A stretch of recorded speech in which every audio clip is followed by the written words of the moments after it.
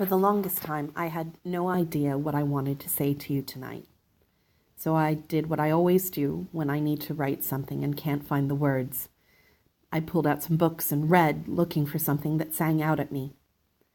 I checked in with some old favorites to see if I could find a line of verse or a quote I could hook up with jumper cables to get this speech going. But E.E. Cummings required too many parentheses. Neruda had to be translated. Langston Hughes was a maybe, but he has a sharp edge that bites, and I don't think we need that tonight. So I closed the books. I had a blank Word document, a desk, a dog who was deeply annoyed I wasn't paying any attention to him, and no ideas. The fact of the matter is that commencement addresses are not the most domesticable of beasts. At best, some can be tamed into a few serviceable pages of remarks on dreams, hard work, optimism, risk-taking, gratitude, or initiative. But those subjects are very rarely mastered in a short address, even by the most expert of handlers. And I am not an expert in anything. I am not an expert in life or experience or wisdom or faith or love or success, or for that matter, history or political science or art or education. What I am is extremely cognizant of my shortcomings and my lack of expertise. I know that there's a lot I don't know, and I also know that I am terrified. I am actively scared right now, standing on a stage with hundreds of people looking at me while I try to act like I know what I'm doing. I have nightmares that start like this. Chances are I've stuttered or muddled through some words. I do this when I'm nervous, which means I probably regret including anything with more than 3 syllables right about now. But I'm still up here, and I'm going to do my best because you deserve nothing less. And also because I'm going to miss teaching you all next year, and I think I might have one last lecture in me after all. I promise you don't have to take notes this time. I never actually meant to be a teacher. Some people talk about how they knew that they were born to teach, or how they used to make younger siblings sit and listen while they taught lessons among Legos, but I fell backwards into it. Instead, I wanted to be an archaeologist when I was 7. I'd read the Boxcar Children's number 2, The Secret of the Yellow House.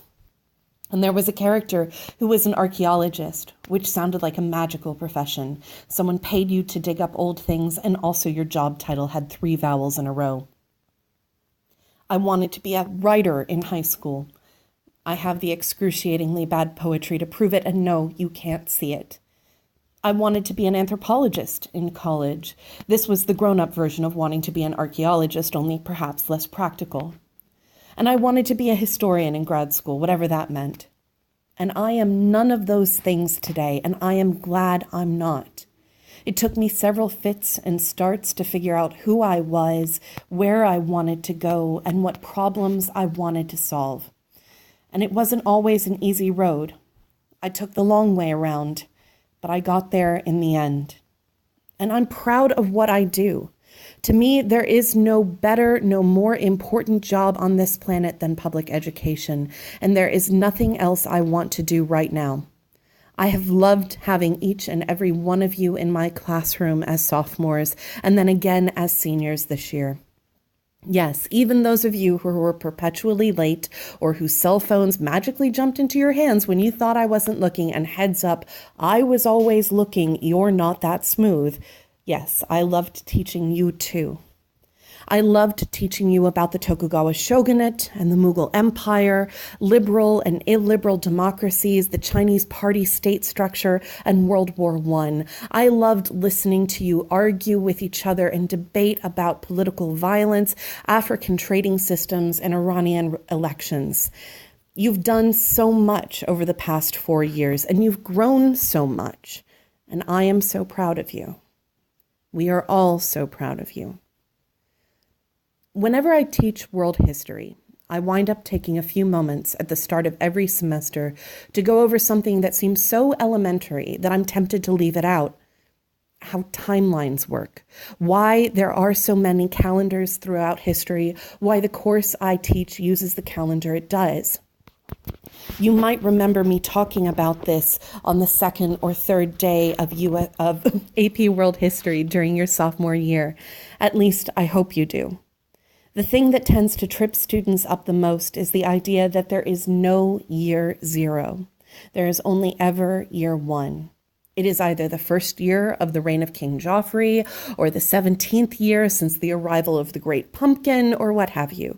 We live in mirrors, we humans. We look backwards and we choose a point of reference, and that is our year one.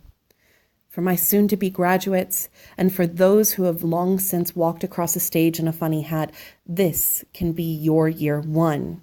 The exit you'll make out a back hallway of the KSU Convocation Center on Saturday, that can be your year one. It is a good moment to choose. But I think that it's really important that you know deep down in your bones that it doesn't have to be your only year one. Your year one, your moment of commencement is whenever you need it to be.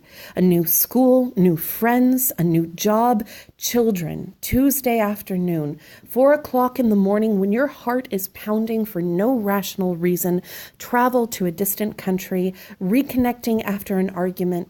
We graduate 1,000 times during our lives. But since those moments don't always come with funny hats or robes that probably make you want to reenact your favorite bits of Harry Potter, they're easy to miss. It is okay if your calendar starts over a few times. Mine certainly has. So here are 4 things you might want to recall on the occasion of your next commencement, no matter when it is. First, it is hard to be kind and it is harder to be patient. Don't mistake either of those qualities for passivity or weakness. If someone was kind, it was because they made the effort to consider the lives and experiences of others. And if someone was patient, it was because they had the strength of will to listen and to wait. Try to cultivate both qualities and to respect them in others. Second, push yourself to try new things. Go new places, try on new ideas. It is very easy to live in an echo chamber today. My music service knows what I like and thoughtfully prevents any air supply from finding its way into my playlists. And I can choose to listen to one source of news over another, and I can unfollow people on my social networks whose ideas don't jive with mine, and I do all of those things, and they are awfully convenient. But those conveniences also silence experiences and values which aren't mine, and that is dangerous for all of us. So risk discomfort when you can. Travel if you are able. Read widely.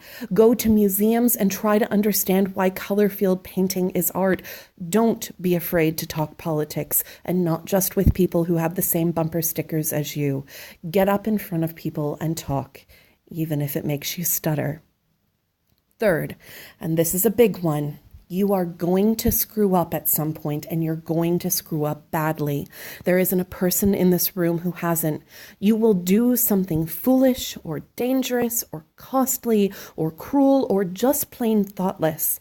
And you will do this because you were impulsive or angry or misled or apathetic or any of the other reasons that we give ourselves. We all do.